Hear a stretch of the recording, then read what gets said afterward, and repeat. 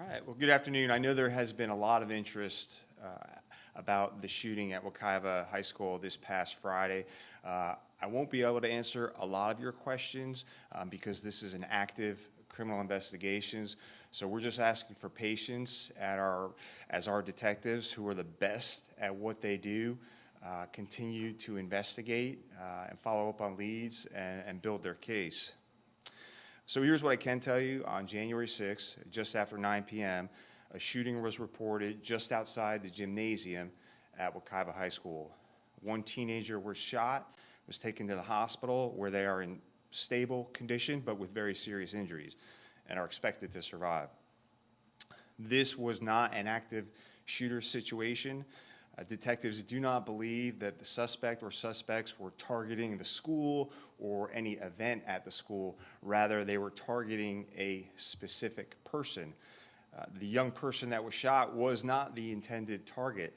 That person who was shot was an innocent bystander.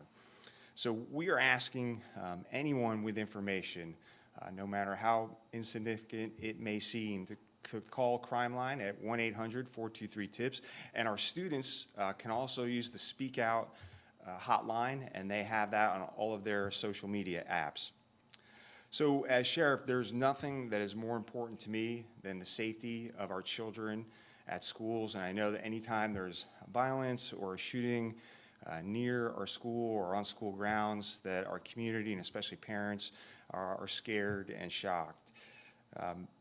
Shootings on school grounds in Orange County jurisdiction are actually pretty rare. So the Wekiva High School incident was only the third in the past 10 years within the jurisdiction of the Orange County Sheriff's Office.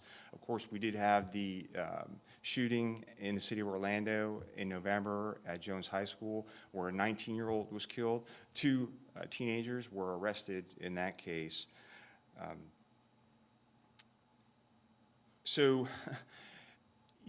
Unfortunately, we do have a very small percentage of young people in our community that are carrying guns and are not afraid to fire into a crowd.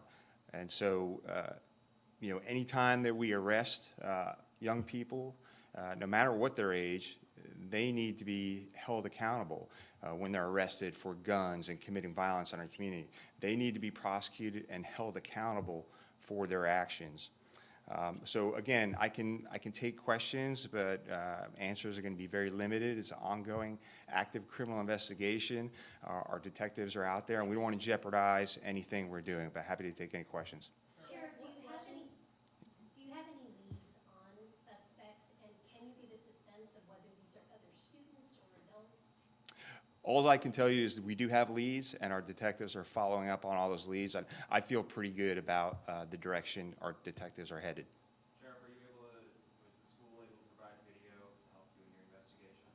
So, we have access to all Orange County Public School video. So, of course, detectives are combing through anything that's available to us. What was going on at the school? What was going on at the school that evening? So at that evening, there was a basketball game going on between Wekiva High School and Edgewater High School. Sheriff, what message do you have to parents who are super concerned after this most recent shooting and the shooting at Jones High School? How do you ease their nerves? Yeah, so again, nothing is more important than the safety of our kids. And, we have resources at all of our schools. There's a school resource officer, sometimes several deputies that are assigned during the day. And then at all of these sporting events, there are deputies and police officers that are assigned to work specifically to those events.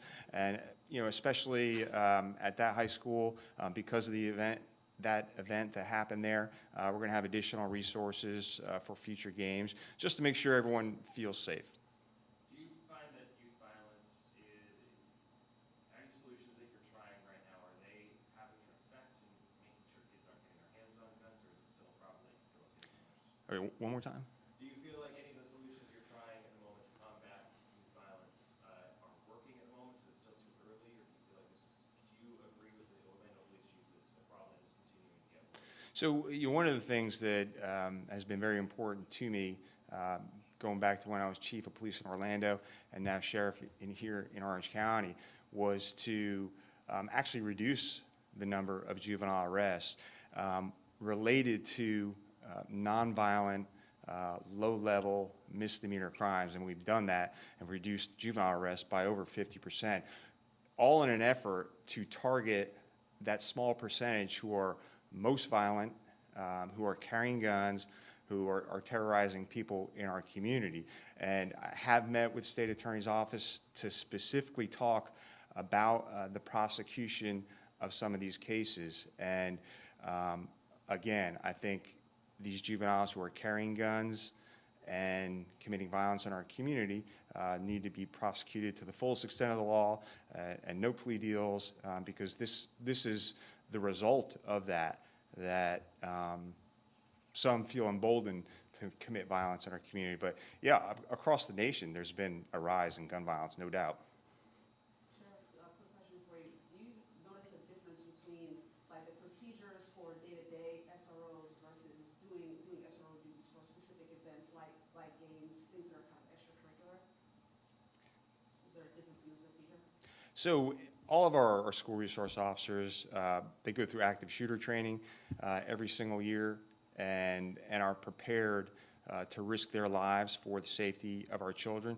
So that also goes for any extracurricular events at the schools. Many of the school resource officers who are assigned to that school work those same events because obviously they know the kids, they know the teachers, they know the people who come to those games. So that just makes it easier for them and for the school and a more safer environment.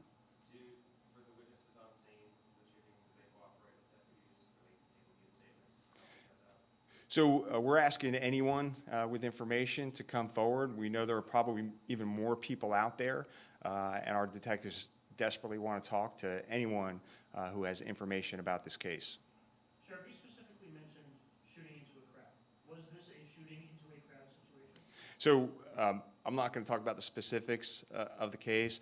I will just tell you that the person who was shot was not the intended target. Are you providing some type of protection to the intended target, and is that a student who's still attending the school? So we're not going to release any of that information. I'm sorry. You talked about accountability. Do you think the justice system is doing enough? So I think the justice system should be doing more, especially when it comes to juveniles who are carrying guns, and even adults who are carrying guns and committing violent acts with those guns. Where are these juveniles getting these firearms?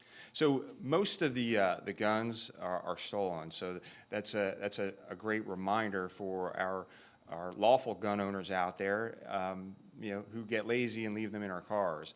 So that's where most of the criminals in our community get their guns from people who leave them unattended in their vehicles. Once a gun is stolen, how hard is it to track it down? Well, it all depends. If the gun owner reported the gun stolen, and if they had the serial number, we can definitely track the gun down and return it to its lawful owner if we have all that information. Just to clarify, you made several references to youths getting their hands on guns. Do you believe at this time that the suspect that you're looking for was a youth? Oh, I can't say anything about the potential suspects in this case. Sheriff, wanted to get your thoughts on the case, the unfortunate shooting of the 6-year-old that shot the teacher. Just wanted to get your overall thoughts on that, particularly with the conversation about youth and guns or guns that get stolen. I'm sorry, I missed for which case you're talking about? The 6-year-old that shot the teacher. Just wanted to get your thoughts on it. In Maryland. Oh, Maryland. I'm like, yeah. So I, like everyone else, when I read that on social media, I was absolutely shocked.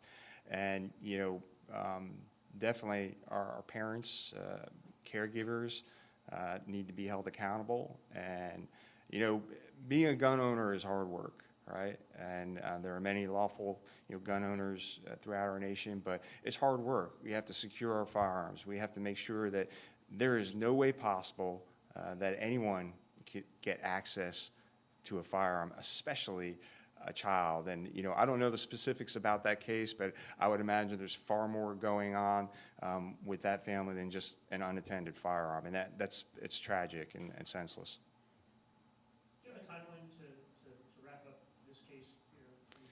No, we don't give out timelines, and our detectives, like I said, they're the best at what they do. There's a reason our homicide detectives had a 77% clearance rate this past year when the national average is just over 50%. That's because we do hold information close to the vest. We don't want the suspects or witnesses to know what information we have, and that helps us build our case, that helps us get more witnesses, that helps us get more evidence, that helps us so evidence isn't destroyed by suspects.